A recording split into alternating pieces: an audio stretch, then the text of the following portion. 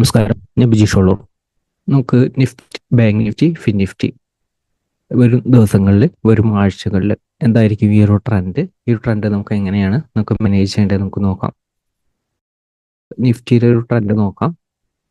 നിഫ്റ്റിയുടെ ഒരു current trend നമ്മൾ കഴിഞ്ഞ ആഴ്ചയിൽ പറഞ്ഞതിൻ്റെ ഒരു തുടർച്ച എന്ന് പറയുന്ന രീതിയിലാണ് തുടങ്ങുന്നത്. മുൻ ദിവസങ്ങളിൽ നമ്മൾ അപ്ഡേറ്റ് നൽകിയിരുന്നു.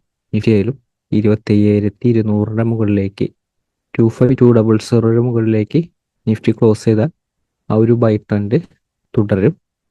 സ്റ്റോപ്പ് ലോസും 25,200 തന്നെയാണ്. 25,200 നിലനിർത്തുന്നുണ്ടെങ്കിൽ നിഫ്റ്റി ആ ഒരു ബൈയിലൊരു ട്രെൻഡ് കണ്ടിന്യൂ ചെയ്യും. ഇപ്പോഴത്തെ ഒരു സിറ്റുവേഷൻ എന്ന് പറയുന്നത്, നിഫ്റ്റിയുടെ ഒരു കറണ്ട് സിറ്റുവേഷൻ എന്ന് പറയുന്നത് 20,800 എന്ന് പറയുന്ന ഒരു റേഞ്ച് സ്ട്രോങ് ആയിട്ടുള്ള ഒരു റെസിസ്റ്റൻസ് ഏരിയ ആണ്. അപ്പോൾ ഇനി ഒരു ദിവസങ്ങളിലായാലും ഇതിൻ്റെ മുകളിലേക്ക് ഒരു ക്ലോസിംഗ് ബേസിസിൽ നിലനിർത്തിയാലാണ് നിഫ്റ്റിക്ക് അടുത്തൊരു ബൈ ട്രെൻഡിന് ഒരു സാധ്യത, വീണ്ടും ഒരു ബൈ ട്രെൻഡിനുള്ള ഒരു സാധ്യത, അല്ലെങ്കിൽ ഈ ഒരു ഏരിയ റെസിസ്റ്റൻസ് ആയിട്ട് നിഫ്റ്റിയിൽ ആക്ട് ചെയ്യും. പക്ഷെ തൊട്ട് താഴെ സപ്പോർട്ടുകളുണ്ട്. ട്രെൻഡ് റിവേഴ്സൽ ഏരിയ കുറച്ച് അധികം താഴെയാണ് കാണുന്നത്. പക്ഷെ ഇതൊരു റെസിസ്റ്റൻസ് ഏരിയ ആണ്. അപ്പോൾ അതനുസരിച്ച് മാനേജ് ചെയ്യുക. ട്രെൻഡ് റിവേഴ്സൽ ഏരിയ വരുന്ന ദിവസങ്ങളിൽ അപ്ഡേറ്റ് ചെയ്യാം. ഇപ്പോഴത്തെ ഒരു സിറ്റുവേഷനിൽ സപ്പോർട്ട് റെസിസ്റ്റൻസ് അനുസരിച്ച് മാനേജ് ചെയ്യുക. പൊസിഷണൽ വ്യൂ ആണെങ്കിൽ നിഫ്റ്റി 27,100 സ്ട്രോങ് ആയിട്ടുള്ള ഒരു റെസിസ്റ്റൻസ് ഏരിയ ആണ്. ഫർദർ അപ്പ് മൂവ്മെന്റിന് ഇതിന്റെ മുകളിലേക്കും കൂടി നിഫ്റ്റി ക്ലോസ് ചെയ്താൽ വീണ്ടും അപ്പ് ട്രെൻഡ് തുടരുമെന്നാണ് കാണുന്നത്. പക്ഷെ സ്റ്റോപ്പ് ലോസ് എന്ന് പറയുന്നതും 27,800 തന്നെയാണ് ക്ലോസിംഗ് ബേസിസിൽ നടത്തേണ്ട സ്റ്റോപ്പ് ലോസും ആയിരിക്കുന്നത്. നമ്മൾ ഈ ഒരു ലെവലിൽ പറഞ്ഞ പോലെ തന്നെ 27,300 മുകളിലേക്ക് സസ്റ്റെയിൻ ചെയ്ത 27,200 തന്നെയാണ് ക്ലോസിംഗ് ബേസിസിൽ സപ്പോർട്ടായിട്ട് നിലനിർത്തേണ്ടത്. അതേ സിറ്റുവേഷൻ തന്നെയാണ് നിഫ്റ്റിയിൽ. പക്ഷെ ഇതൊരു റെസിസ്റ്റൻസ് ഏരിയ ആയിട്ടാണ് കാണുന്നത്. അപ്പം അതുകൊണ്ട് ഇൻട്രാഡേയിൽ കൃത്യമായിട്ട് മാനേജ് ചെയ്യുക. റൈറ്റ് ആയിട്ടുള്ള ഒരു ഓപ്പർച്യൂണിറ്റി മാനേജ് ചെയ്യാനായിട്ട് പറ്റും. വരും ദിവസങ്ങളിലേക്ക് നോക്കാം. വരും ദിവസങ്ങളായാലും നിഫ്റ്റിയിൽ ഏതാണ് റൈറ്റ് ആയിട്ടുള്ള സപ്പോർട്ട് റെസിസ്റ്റൻസ് എന്ന് നമുക്ക് നോക്കാം. വരും ദിവസങ്ങളായാലും നിഫ്റ്റിനെ എങ്ങനെയാണ് കൃത്യമായിട്ട് മാനേജ് ചെയ്യേണ്ടത് നമുക്ക് നോക്കാം. അതിന് മുൻപ് തന്നെ നിഫ്റ്റിയെ കുറിച്ചുള്ള കറണ്ട് സിറ്റുവേഷൻ നോക്കാം. ഈ ഒരു റേഞ്ച് തുടർച്ചയായിട്ട് സപ്പോർട്ട് റെസിസ്റ്റൻസ് എടുത്തിരിക്കുന്നത് കാണാനായിട്ട് സാധിക്കും. തൊട്ടടുത്താണ് സപ്പോർട്ട് റേഞ്ച് എടുത്തിരിക്കുന്നത്. ഇമ്പോർട്ടൻ്റ് ഏരിയ ആണ് ഈ ഒരു റേഞ്ച്. അപ്പോൾ അതുകൊണ്ടാണ് ഈ ഒരു ഏരിയയിൽ നിന്ന് ബൗൺസ് ചെയ്യാനുള്ള ഒരു സാധ്യത കൂടുതലാണ്. റേഞ്ചിൽ വരുന്ന ഒരു സമയത്ത് ഒരു ഏരിയ കുറച്ചൊരു ഇമ്പോർട്ടൻ്റ് ഏരിയ ആണ്. അപ്പം അങ്ങനത്തെ ഒരു ഏരിയയിലാണ് തൊട്ടടുത്തുള്ള ഒരു സ്പോട്ടുകൾ എടുത്തിരിക്കുന്നത്. കൃത്യമായിട്ടുള്ള ഒരു ട്രെൻഡ് ഓപ്പർച്യൂണിറ്റി കിട്ടാൻ വേണ്ടിയിട്ടാണ്. അതായത് ഇമ്പോർട്ടൻ്റ് ആയിട്ട് സപ്പോർട്ട് വരുന്നത് യെല്ലോ ലൈൻ മാർക്ക് ചെയ്തിരിക്കുന്ന ഒരു ഏരിയ കുറച്ചൊരു ഇമ്പോർട്ടൻ്റ് ആയിട്ടുള്ള ഒരു സപ്പോർട്ട് ലെവലുകളാണ്. അപ്പോൾ ഈ ഒരു ഏരിയയിൽ വരുന്ന ഒരു സമയത്ത് ഒന്ന് ശ്രദ്ധിക്കുക. ഓപ്പൺ ചെയ്യുന്ന ഒരു ഫ്ലാറ്റ് ഓപ്പണിംഗ് ആണ്. 25,785 താഴെയാണ്. 800 താഴെയാണ് സപ്പോർട്ട് എടുത്തിരിക്കുന്നത്. 25,800 താഴെയാണ്. അപ്പോൾ 785 എടുത്തിരിക്കുന്നത്. ഇതിനൊരു താഴെയാണ് ഓപ്പൺ ചെയ്യുന്നത്. ചെറിയ ഷോർട്ട്സ് ആൻഡ് ഓപ്പർച്യൂണിറ്റി കൂടുതൽ ഇമ്പോർട്ടൻറ്റ് നൽകുക. ഒരു ലെവലിൽ കൂടുതൽ ബൈർ ഓപ്പർച്യൂണിറ്റിക്ക് ഇമ്പോർട്ടൻറ്റ് നൽകുന്നത് കുറച്ചൊരു റിസ്ക്കിയാണ്. ഇൻ കേസ് ചെയ്യുന്നുണ്ടെങ്കിൽ ചെറിയൊരു ക്വാണ്ടിറ്റിയിൽ ചെയ്യാനായിട്ട് ശ്രമിക്കുക.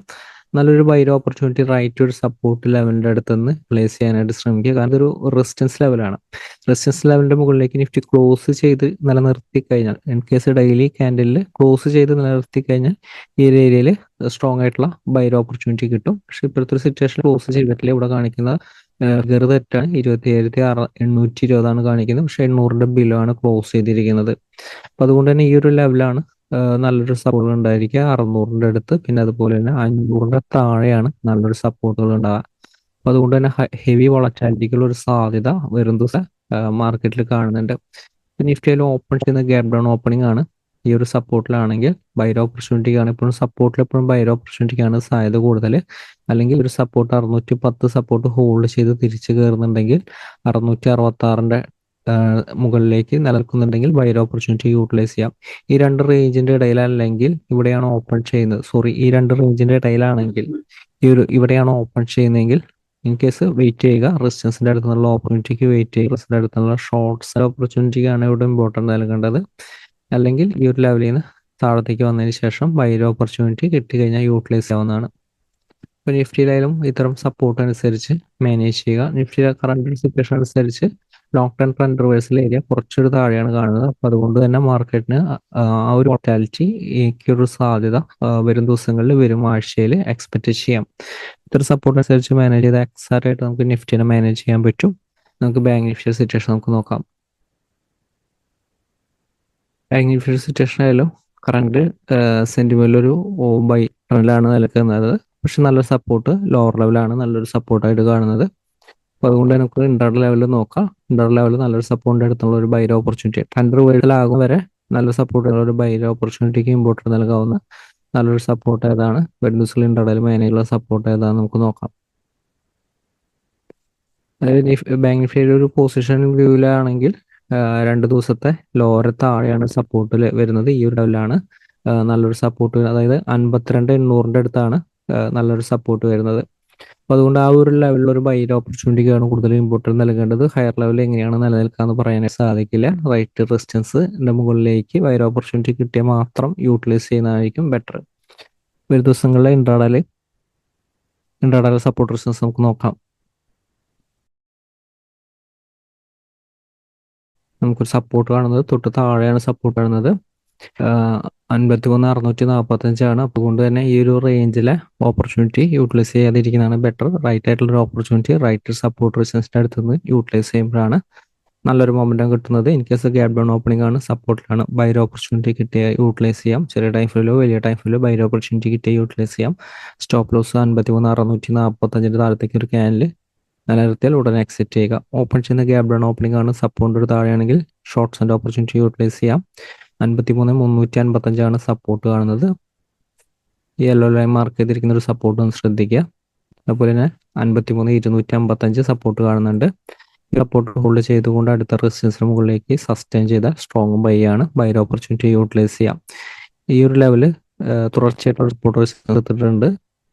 അതുകൊണ്ട് ആ ലെവല് മാനേജ് ചെയ്യുമ്പോൾ ശ്രദ്ധിക്കാം. അതിനുശേഷം 52,850 ഈ ഒരു ലെവല് സ്ട്രോങ് സപ്പോർട്ട് റേഞ്ച് ആണ്. 800-850 ഒരു റേഞ്ചിൽ 850 ഹോൾഡ് ചെയ്തുകൊണ്ട് 930 മുകളിലേക്ക്, കാരണം ഇതൊരു ട്രെൻഡ് റിവേഴ്സൽ ഏരിയ കൂടിയിട്ടാണ്. അതുകൊണ്ട് തന്നെ ഈ ഒരു ഏരിയയിൽ സ്ട്രോങ് ആയിട്ടുള്ള സപ്പോർട്ടുകൾ എടുത്തിട്ടുണ്ട്. അപ്പോൾ നിഫ്റ്റിയിലും ഇത്തരം സപ്പോർട്ട് അനുസരിച്ച് മാനേജ് ചെയ്യുക. ഇൻ കേസ് ഓപ്പൺ ചെയ്യുന്നത് ഗ്യാപ് ഡൗൺ ഓപ്പണിംഗ് ആണെങ്കിൽ ശ്രദ്ധിക്കുക. സപ്പോർട്ടിലാണെങ്കിൽ ബൈ ഓപ്പർച്യൂണിറ്റിക്ക് കൂടുതൽ ഇമ്പോർട്ടൻറ്റ് നൽകാവുന്നതാണ്. അതുപോലെ തന്നെ പ്രസന്റ് പറയുകയാണെങ്കിൽ ഷോർട്ട്സ് ആൻഡ് ഓപ്പർച്യൂണിറ്റിക്ക് യൂസ് ചെയ്യാം. വലിയൊരു ഗ്യാപ്പ് അപ്പ് ഓപ്പണിംഗ് ആണെങ്കിൽ ജസ്റ്റ് ട്രേഡ് അവോയ്ഡ് ചെയ്യുന്നതാണ് ബെറ്റർ. റൈറ്റ് ആയിട്ടുള്ള ഓപ്പർച്യൂണിറ്റി കിട്ടാനായിട്ട് വെയിറ്റ് ചെയ്യുന്നത് നന്നായിരിക്കും. നമുക്ക് ഫിനിഫ്റ്റി സിറ്റുവേഷൻ നമുക്ക് നോക്കാം. ഫിനിഫ്റ്റി സിറ്റുവേഷൻ ആയാലും നല്ലൊരു ബൈ ഓപ്പർച്യൂണിറ്റി ലോവർ ലെവലിലേക്ക് കാണുന്നുണ്ട്. പക്ഷേ ഹയർ ലെവൽ ബൈ ഓപ്പർച്യൂണിറ്റി കുറച്ചൊരു റിസ്ക് ആയിട്ടാണ് കാണുന്നത്. അങ്ങനത്തെ ഒരു സിറ്റുവേഷനിലാണ് നിലനിർത്തുന്നത്. ഫിനിഫ്റ്റി ആയാലും നല്ലൊരു സപ്പോർട്ട് റെസിസ്റ്റൻസ് ഏതാന്ന് നമുക്ക് നോക്കാം. 715 ഇമ്മീഡിയറ്റ് ആയിട്ടുള്ള സപ്പോർട്ട് വരുന്നത്. ഓപ്പൺ ചെയ്യുന്ന ചെറിയൊരു ഗ്യാപ് ഓപ്പണിംഗ് ആയിരുന്നാലും 715 സപ്പോർട്ട് ബൈ ഓപ്പർച്യൂണിറ്റിക്ക് തന്നെയാണ് സാധ്യത വരുന്നത്. 715 താഴെയാണ് ഓപ്പൺ ചെയ്യുന്നത്. ചെറിയ ടൈം ഫ്രെയിലെ ഷോർട്ട്സ് ആൻഡ് ഓപ്പർച്യൂണിറ്റി ചെയ്യാം. 80 നല്ല സപ്പോർട്ടാണ്, അതായത് 600 താഴെയാണ് നല്ല സപ്പോർട്ട് വരുന്നത്. പ്രത്യേകം ശ്രദ്ധിക്കുക.